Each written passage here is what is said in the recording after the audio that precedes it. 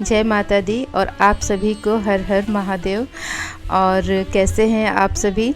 आशा करती हूँ कि आप सभी स्वस्थ होंगे और खुश होंगे। मैं भी स्वस्थ हूँ और खुश हूँ। इसी खुशी के साथ आपका स्वागत करती हूँ GS जमशेदपुर में। मैं हूँ गायत्री सिंह और ये खूबसूरत सी झांकी मेरी द्वारी से निकल रही है, तो आप सब भी देख लीजिए।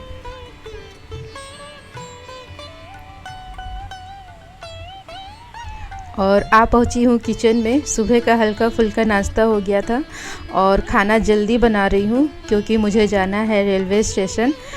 बहुत ही ख़ास लोग आ रहे हैं और उन्हीं को लेने जाना है, तो तैयारी कर रही हूँ सिंपल सी खिचड़ी की और उसी का तड़का तैयार कर रही हूँ।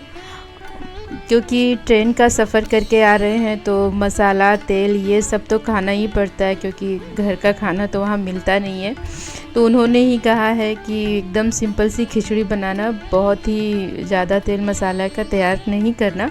तो मैं बस वही सिंपल सी खिचड़ी बना रही हूँ, दाल और चावल मिक्स करके हल्दी नमक के साथ उबाल कर, और बस सिंपल सा तड़का तैयार कर रख दूँगी।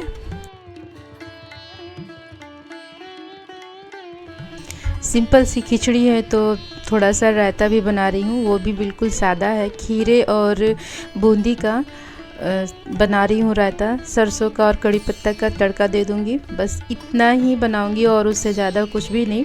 फिर तो जब वो घर आ जाएंगे तो फिर वो जो चाहेंगे वो बनाकर उन्हें खिलाऊँगी मैं और मिलवाऊँगी मैं उनसे। आपको बस ब्लॉग में रहिए और देखते रहिए।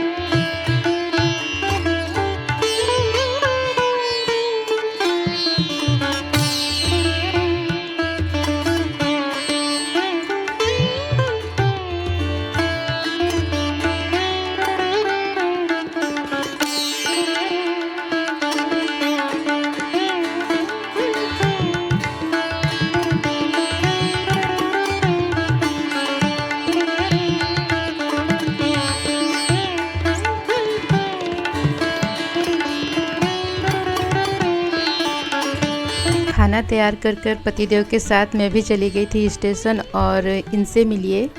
ये हैं मेरी सबसे बड़ी ननद। पतिदेव की 3 बहनें हैं, वो छोटे हैं, फिर एक जेठ है मेरे, एक ही भाई हैं उनके, और ये सबसे बड़ी ननद है। और वो आते ही फ्रेश होकर खाना वाना खाकर बच्चों को मतलब मेरे पति देव की बचपन की कहानियाँ सुना रही हैं बच्चों को, और वो बड़े ही मज़े से सुन रहे हैं और हंस रहे हैं अपने पापा और काका की बचपन की बातें सुनकर। और बस यही इंजॉय मैं भी कर रही थी, और ये देखिए कितनी हंसी आ रही है उन्हें। तो बस यही सब माहौल बन जाता है, वरना तो आधी से ज़्यादा तो लाइफ अकेली ही बीत जाती है घर में ही। तो जब कोई मेहमान आ जाते हैं या कोई अपने आ जाते हैं तो बहुत ही अच्छा लगता है।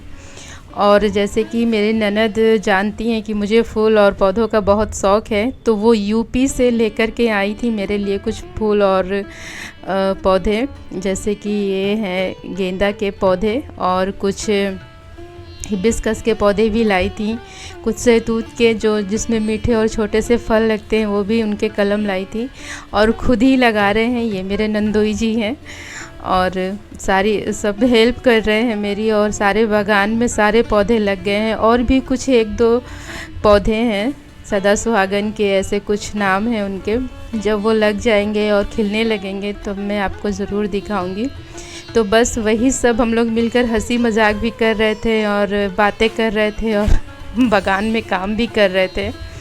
बस यही एक जो मुझे बहुत खुशी होती है इस सब में, तो बस यही कर रहे हैं हम सब मिल कर के।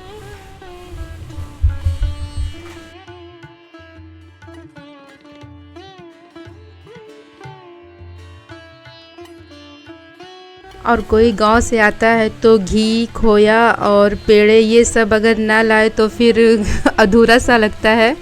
तो दीदी के मतलब मेरी बड़ी ननद के यहाँ गाय है, तो वो खोया लाई थी और पेड़े लाई थी उन्हीं का बनाकर। तो बस उन पेड़े तो खा गए थे, तो गुजिया बना रही हूँ मैं खोया की।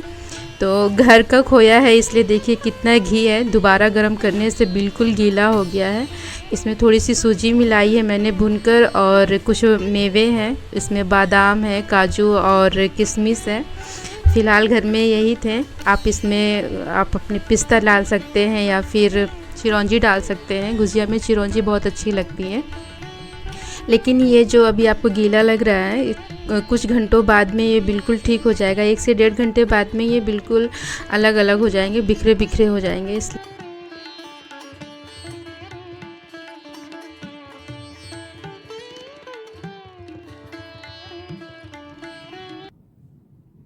जब सभी साथ में बैठे हैं और बातें चलती रहें नई और पुरानी, तो काम करने का मज़ा ही कुछ और होता है। तो बस वही हम लोग एंजॉय कर रहे हैं, बात कर रहे हैं इधर उधर की। और इसी तरह से देखिए खोया बिल्कुल मिक्स हो गया है, और अब लगा रही हूँ गुजिया के लिए आटा। गुजिया के लिए आटा तो आप सभी जानते ही होंगे, बस रिफाइंड ऑयल डालिए या घी डालिए, और इतना डालिए कि जब आप मिक्स करें तो मुट्ठियाँ बनने लगे आटे की। और बस उन्हें ना ज़्यादा कड़ा आटा सानना है और ना ही ज़्यादा ढीला, मीडियम में आप आटा सानिए गुजिया का। और ये देखिए ये देख रहा है कि आटा गूँथ रहा है तो मुझे कम मिलेगा। इसे आटा खाना बहुत पसंद है। जब भी आटा गूँथती हूँ तो उसे देना ही देना पड़ता है, क्योंकि ये इसे ख़राब ही नहीं कर रहा, बचपन से खा रहा है, तो फिर इसे कोई दिक्कत नहीं होती है। तो बस वेट कर रहा है कि कब मुझे मिलेगी। और यहाँ गुजिया बन ही गई हैं, लगभग थोड़ी सी ही बची हैं, और बड़ी दीदी मेरी हेल्प कर रही हैं। और बस यही तो चाहिए मुझे कि सब कोई एक साथ रहे। और ये है मेरी हेल्पर की फ्रेंड, और ये बहुत खुश है। ये बोल रही थी मेरी भी वीडियो आनी चाहिए, बहुत ही हेल्पफुल है। मैं बिज़ी रहती हूँ तो ये चाय भी बना देती है बोलने से। और ये मेरी हेल्पर जो बर्तन धो रही हैं, तो ये दोनों फ्रेंड हैं। लास्ट घर मेरा होता है शाम के समय में, तो कर यहीं से वे अपने घर जाती हैं चाय नाश्ता करके। तो बस वही वीडियो ले रहे हैं तो हंस रही है। और देखिए यहाँ पर लगभग गुजिया आधी निकल ही गई है, और जब भी गुजिया निकलना स्टार्ट होती है तो सब खाना चालू कर देते हैं गरम ही गरम। यही काम अगर आप अकेले कर रहे हो तो बहुत बोर और बहुत भारी हो जाता है, लेकिन आप अगर अपनों के साथ में मिलकर ये सब काम कर रहे हो तो कितना भी काम क्यों ना हो, हंसते हंसते इतनी जल्दी ख़त्म हो जाता है बात करते करते कि पता ही नहीं चलता है।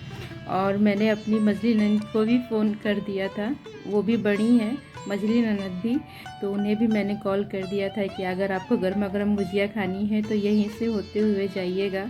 और वो आ गई थी मेरे कहने पर, और उनकी देखिए प्लेट भी खाली हो गई है।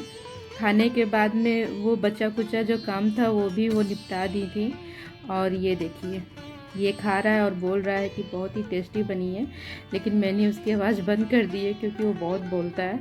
और बस इसी तरीके से सारी गुजिया निकल रही हैं, सब साथ में हैं, बात कर रहे हैं, हंसी आ रही है सभी को। बस ऐसा दिन ना कभी कभी ही आता है।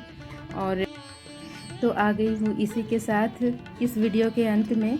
माता रानी से प्रार्थना है कि ये गुजियों की मिठास आप सभी की ज़िंदगी में बरकरार रहे, हमेशा आप सभी खुश रहें और मन मीठा रहे आपका। बस इसी के साथ आप सभी को मेरा प्यार भरा जय माता दी। आशा करती हूँ कि आप सभी मेरे साथ रहेंगे और मेरा साथ देंगे। आप सभी खुश रहें, स्वस्थ रहें, अपना ख्याल रखें और अपनों का भी ख्याल रखें।